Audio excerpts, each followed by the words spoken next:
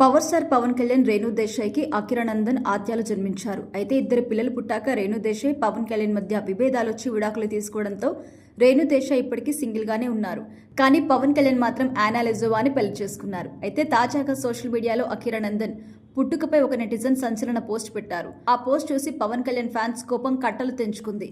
మరింతకీ పవన్ కళ్యాణ్ కొడుకు అకిరానందన్ పుట్టుకపై ఆ వ్యక్తి పెట్టిన పోస్ట్ ఏంటి అనేది ఇప్పుడు తెలుసుకుందాం.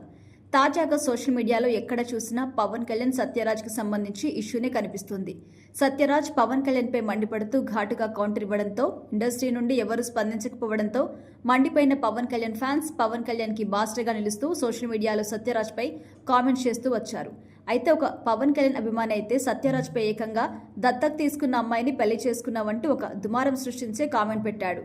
అయితే ఇదంతా పక్కన పెడితే తాజాగా పవన్ కళ్యాణ్పై ఒక నెటిజన్ పెట్టిన పోస్ట్ సోషల్ మీడియాలో వైరల్ అవుతుంది. ఇంతకీ ఏం పెట్టారంటే, బ్రో పావలాగాడు రేణుకా కొడుకుని నాకు పుట్టలేదు అని కేసేశాడు తెలుసా ఎవరికైనా అని క్వశ్చన్ మార్క్ పెట్టి ఒక సంచలన పోస్ట్ పెట్టాడు.